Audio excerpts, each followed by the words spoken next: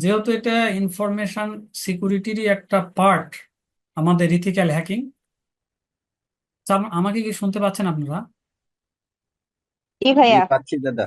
আমার ঠিক আছে। এলিমেন্টস অফ ইনফরমেশন সিকিউরিটি দেখেন, ঠিক আছে। আমাদের টার্গেট হচ্ছে যে আমরা যারা সিকিউরিটি প্রফেশনাল হব বা যারা সিকিউরিটি প্রফেশনাল হিসেবে আছি, আমাদের একটা মূল টাস্ক হচ্ছে সাইবার সিকিউরিটি প্রোভাইড করা অথবা ইনফরমেশন সিকিউরিটি প্রোভাইড করা। তো সাইবার বলতে আমরা কি বুঝি? আমরা যেটাকে সহজ ভাষায় ইন্টারনেট বলি বা ইন্টারনেটে আমরা যে অ্যাক্টিভিটিস গুলো করি সেটা সাইবারের মধ্যে পড়ে। আর স্পেসিফিক যদি বলি, আমরা মোটামুটি ইনফরমেশন সিকিউরিটি এটাকে বলতে পারি। তো ইনফরমেশন সিকিউরিটির মধ্যে কি থাকে? অ্যাটাকাররা কি করে? অ্যাটাকার বা যাদেরকে আমরা হ্যাকার বলি, তারা কিন্তু নানা রকম কারণ এবং উদ্দেশ্যে বিভিন্ন সিস্টেমে প্রবেশ করার চেষ্টা করে, যেটাকে আমরা অনুপ্রবেশ বলতে পারি। তো কেউ চায়, মানে হ্যাকারদের কিছু অংশ চায় যারা টাকা পয়সা চুরি করবে, কেউ ইনফরমেশন নষ্ট করতে চায়, আবার কেউ চায় যে সিস্টেমে একটা নিজের নিয়ন্ত্রণ নিতে। আর তাই আমাদের জন্য খুব গুরুত্বপূর্ণ বিষয় হলো বুঝে নেওয়া যে ম্যালিশাস হ্যাকাররা কিভাবে কোনো সিস্টেমে আক্রমণ চালায় এবং এরপরে কিভাবে এক্সপ্লয়েট করে সেটাকে। এক্সপ্লয়েট বলতে যেটাকে হ্যাক করা বলি আমরা। আর এর পিছনে তাদের উদ্দেশ্য কি হতে পারে, এই জিনিসগুলো কিন্তু আমাদের জানতে হবে। মানে যারা সিস্টেম অ্যাডমিন বা সিকিউরিটি প্রফেশনাল, তাদের উচিত হবে যে নিজেদের ইনফ্রাস্ট্রাকচারকে হ্যাকারদের আক্রমণ থেকে রক্ষা করা।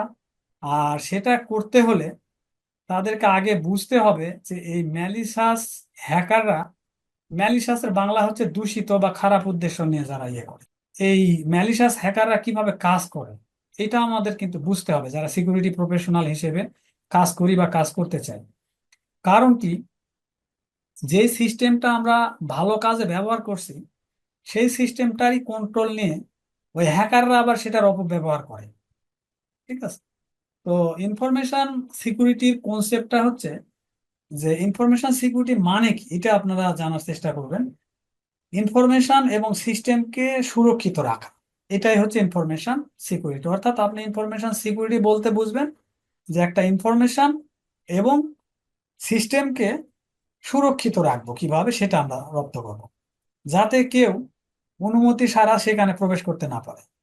ইনফরমেশন দেখতে, পরিবর্তন করতে বা নষ্ট করতেও যাতে না পারে, এই জিনিসগুলো হবে আমাদের কাজের অংশ। আর আপনারা জানেন যে ইনফরমেশন হচ্ছে যে কোনো অর্গানাইজেশনের জন্য খুবই একটা ভাইটাল অংশ বা গুরুত্বপূর্ণ একটা পার্ট। তো যদি এই গুরুত্বপূর্ণ ইনফরমেশন গুলো ভুল হাতে পড়ে যায় বা কোনো খারাপ লোকের কাছে চলে যায়, তাহলে কি হয়? সেই অর্গানাইজেশনের একটা আর্থিক ক্ষতি হয়, তার সুনাম নষ্ট হয়, এবং কাস্টমাররা কি করে, মানে তাদের উপর ফেথ হারায় ফেলে। ফলে সেই অর্গানাইজেশন এই ভ্যালুয়েবল কাস্টমারদের কিন্তু হারিয়ে ফেলে থাকে। ঠিক আছে। তো এই হচ্ছে আমাদের ইনফরমেশন সিকিউরিটির কনসেপ্ট। তাহলে এখন এই ইনফরমেশন সিকিউরিটি যদি আমরা প্রোভাইড করতে চাই, সেই ক্ষেত্রে আমাদের এই পাঁচটা এলিমেন্টস সম্পর্কে খুব ভালো একটা ধারণা থাকতে হবে। তাহলে এই পাঁচটা এলিমেন্টস কি? একটা হচ্ছে কনফিডেন্সিয়ালিটি, তারপরে হচ্ছে ইন্টিগ্রিটি, তৃতীয়টি হচ্ছে অ্যাভেলেবিলিটি, তারপরে অথেন্টিকেশন, আর নন রিপুডিয়েশন। হ্যাঁ, যারা একদম সহজভাবে বুঝতে চান তাদের জন্য আবার বলছি, আপনি একজন সিকিউরিটি প্রফেশনাল বা আপনি একজন ইথিক্যাল হ্যাকার, আপনি কি করবেন? আপনি সিকিউরিটি প্রোভাইড করবেন। সেই ক্ষেত্রে এই পাঁচটা জিনিসকে যদি আপনি এই কাজের মধ্যে নিয়ে আসতে পারেন, সেই ক্ষেত্রে ওই ইনফরমেশনটা সিকিউর হবে। ঠিক আছে। তাহলে কনফিডেন্সিয়ালিটি বলতে আমরা কি বুঝি? কনফিডেন্সিয়ালিটির অর্থ হচ্ছে আপনি যাকে চান না সে যেন ওই ডেটাতে অ্যাক্সেস করতে না পারে, এটাকে আপনার কন্ট্রোল করতে হবে। এখন কিভাবে করবেন সেটা আপনারা বিভিন্ন ভাবে একটা ইনফরমেশনকে সিকিউর রাখতে পারেন। তার মধ্যে একটা এক্সাম্পল হইতে পারে যে আপনি আপনার অর্গানাইজেশন হোক বা আপনার পার্সোনাল ডেটা হোক, সেই ডেটাগুলোর একটা ক্লাসিফিকেশন করলে কি হবে, আপনি সিক্রেট কোনগুলো, নন মানে কোনগুলো বেশি ইম্পর্টেন্ট, এই ধরনের একটা ক্লাসিফিকেশন করা হয়। সিক্রেট, হ্যাঁ, নর্মাল, নন সিক্রেট এরকম।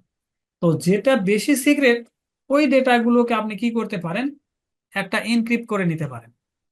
এনক্রিপ্ট করলে কি হয়, ওটা একটা জাস্ট একটা কোডে ডাইভার্ট করে, তাহলে নর্মালি অন্য ইউজাররা কিন্তু এইগুলোকে দেখতে পারবে না। যার কাছে আপনি এই ডিক্রিপ্ট করার কোড দিবেন, সেই শুধু সেটাকে ডিক্রিপ্ট করতে পারবে। একটা এক্সাম্পল দেখেন, আমরা যাকে যাকে পাসপোর্ট দিয়েছি তারাই কিন্তু এই মিটিং এ জয়েন করতে পারছে, অন্যরা কিন্তু পারবে না এখানে। তো এটা একটা এক্সাম্পল হতে পারে। আর কি হতে পারে দেখেন, আপনার সেফটি ডিসপোজিং অফ ডিভাইসেস, অর্থাৎ আপনাদের যে পেন ড্রাইভ আছে, সেটা আর একটা হতে পারে ডিভিডি বা ব্লুরে ডিস্ক, এই জিনিসগুলো আমরা কি হয় নষ্ট হয়ে গেছে মনে করে আমরা এটাকে ফেলাই দিই।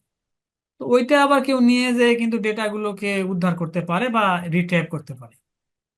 ঠিক আছে, তাহলে এই জিনিসগুলো একটু সচেতন ভাবে যদি আমরা হ্যান্ডেল করতে পারি, তাহলে আমাদের ডেটাগুলো মানে কনফিডেন্সিয়াল ডেটা কনফিডেন্সিয়াল থাকবে। ঠিক আছে, তো এটা হলো কনফিডেন্সিয়ালিটি। ইন্টিগ্রিটির অর্থ কি? ইন্টিগ্রিটির অর্থ হচ্ছে যে keeping data correct and unchanged, অর্থাৎ আপনি না চাইলে সেই ডেটাগুলোকে আপনার বা আপনার পছন্দ মতো ব্যক্তি ছাড়া সেই ডেটাগুলোকে যেন কেউ মডিফাই করতে না পারে। এক্সাম্পল হতে পারে দেখেন, আমরা হয়তো কোনো ই কমার্স সাইটে একটা পণ্য কিনবো, তারা একটা মূল্য নির্ধারণ করে রেখেছে, এখন হ্যাকাররা কোনোভাবে ওখানে মানে প্রবেশ করলো আর সেই প্রাইসটাকে চেঞ্জ করে দিল। তো এটা একটা ক্ষতির সম্মুখীন হবে তারা। তো এইটাকে যেন করতে না পারে, সেটা বিভিন্ন ক্ষেত্রে হইতে পারে, অর্থাৎ যেটাকে মডিফাই করতে পারবে না বা অল্টার বা চেঞ্জ করতে পারবে না, সেইটা হবে তখন ডেটার ইন্টিগ্রিটি। ইন্টিগ্রিটি বাংলা হচ্ছে অখণ্ডতা, অর্থাৎ যে ডেটা আপনি যেরকম রাখছেন বা যেরকম রাখতে চান সেটা যেন সেরকমই থাকে, কেউ যেন চেঞ্জ করতে না পারে। তো নর্মালি এটা করা হয় কিভাবে? আমরা চেক সাম ব্যবহার করতে পারি। যেমন দেখেন, একটা সফটওয়্যার আপনি ডাউনলোড দিতে যাবেন, সেখানে একটা হ্যাশ কোড দেওয়া থাকবে, অর্থাৎ ওই হ্যাশ কোডটা যদি কোনোভাবে হ্যাকাররা ঢুকে চেঞ্জ করে দেয় তাহলে অরিজিনাল সফটওয়্যারের সাথে আর মিলবে না সেটা। এরপরে কি করতে পারি আমরা, অ্যাক্সেস কন্ট্রোল করতে পারি। এইগুলো একটা মানে এইগুলো বিভিন্ন ধরনের উদাহরণ বা এক্সাম্পল হইতে পারে এগুলোর ক্ষেত্রে ইন্টিগ্রিটি। এরপরে কি অ্যাভেলেবিলিটি, অর্থাৎ আপনার যে ডেটাগুলো কাজের সময় যেন ইউজাররা পায় বা ইউজ করতে পারে। এক্সাম্পল, আপনি একটা ওয়েবসাইট করে রাখছেন বা আপনার ওয়েবসাইট মানুষ ভিজিট করতে যায়, দেখতেছে যে ওয়েবসাইটটা ওপেন হচ্ছে না, তাহলে তো ডাটা অ্যাভেলেবেল হইলো না। অথবা আমি এখন এই প্রেজেন্টেশনটা ডিসকাস করছি, এই প্রেজেন্টেশনটা আমি প্রথমে পাওয়ার পয়েন্টে তৈরি করছি, এটা যখন আমি প্রেজেন্টেশনটা দিব ওই সময় দেখছি যে আমার পেন ড্রাইভ থেকে ডেটাটা আমি ইয়ে করতে পারছি না বা কোনোভাবে ওপেন হচ্ছে না। তো এটা একটা সমস্যা হতে পারে। সেক্ষেত্রে আমরা কি করতে পারি, ডেটাগুলোর ব্যাকআপ নিতে পারি।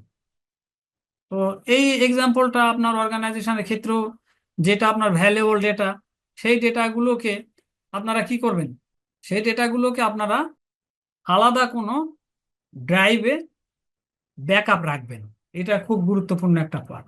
আর কি হতে পারে, ডিস্ক অ্যারেজ বলা হয়, হ্যাঁ, ফর সিস্টেম রিডান্ডেন্সি। রিডান্ডেন্সির মানে হচ্ছে একটা জিনিসের উপর মানে নির্ভরশীলতা। ঠিক আছে, অর্থাৎ আমরা বিভিন্ন ডিস্কের একটা মিরর রাখতে পারি বা সেই জিনিসগুলোকে একত্র ডিস্কগুলোকে একটা অ্যারে করে কি হতে পারে, একটা ডিস্ক নষ্ট হলে আরেকটা যেন ডিস্ক সাপোর্ট দেয়, এরকম আর কি। আর কি, আপনার অ্যান্টিভাইরাস সফটওয়্যার গুলোকে সবসময় আপ টু ডেট রাখতে হবে, না হলে ভাইরাসের আক্রমণে আপনার ডেটাগুলো নষ্ট হয়ে যাবে, অ্যাভেলেবিলিটি আর থাকবে না বা অ্যাভেলেবিলিটির ব্যত্যয় ঘটবে। এইটা হচ্ছে একটা উদাহরণ। আর একটা খুব গুরুত্বপূর্ণ হচ্ছে ডিডোস অ্যাটাকের হাত থেকে আমাদের ডেটাগুলোকে আটকাইতে হবে। আমি এই যে তিনটার কথা বললাম, এই তিনটার ইমপ্লিমেন্টেশন বেশি, এবং এই তিনটাকে একত্রে আবার বলা হয় সিআইএ টায়ার্ড। লেখাটা ভালো হইলো না, আপনারা একটু কষ্ট করে ধরে নিন। সিআইএ লিখলাম, এটা মানে কনফিডেন্সিয়ালিটি, ইন্টিগ্রিটি আর অ্যাভেলেবিলিটিকে বলা হয় সিআইএ টায়ার্ড বা ত্রিপদী। অর্থাৎ একটা পা যদি নষ্ট হয়ে যায় তাহলে আর যেমন রিক্সা চলে না, সেরকম আমাদের সিকিউরিটির যে সার্ভিসটাও ভেঙে পড়ে। এরপরে কি অথেন্টিকেশন আর নন রিপুডিয়েশন। অথেন্টিকেশনের অর্থ হচ্ছে যে আপনাকে যেন সঠিকভাবে আইডেন্টিফাই করতে পারে। একটা বায়োমেট্রিক্স আপনারা সেট করতে পারেন, অথবা স্মার্ট কার্ড ইউজ করতে পারেন, ডিজিটাল সার্টিফিকেট ইউজ করতে পারেন এই অথেন্টিকেশনের ক্ষেত্রে, যেন কোনোভাবেই সেই অথেন্টিসিটির ব্যত্যয় না ঘটাতে পারে। এটা এখানে পড়লেও পাবেন। আর নন রিপুডিয়েশন কি হচ্ছে, এটাকে বলা হয়েছে অস্বীকৃতি। অর্থাৎ আপনি একটা ইমেল পাঠাইলেন, পরবর্তীতে আপনি বলতে যেন না পারেন যে না, আমি মেলটা পাঠাই নাই। সেক্ষেত্রে আমরা কিভাবে অথেন্টিসিটি নন রিপুডিয়েশনটাকে নিশ্চিত করতে পারি? আপনি একটা ডিজিটাল সিগনেচার দিলেন, এইটা হচ্ছে একটা আপনি পরবর্তীতে সেটা একা ডিনাই করতে পারবেন না। তো এই মোটামুটি এলিমেন্টস অফ ইনফরমেশন সিকিউরিটি। এটা যদিও থিওরি, বাট আপনি যে কোর্সই করতে যান, সিকিউরিটি রিলেটেড যে কোনো ডিসকাশন আসলে আপনার এই প্রথম তিনটা থাকবে: কনফিডেন্সিয়ালিটি, ইন্টিগ্রিটি আর অ্যাভেলেবিলিটি।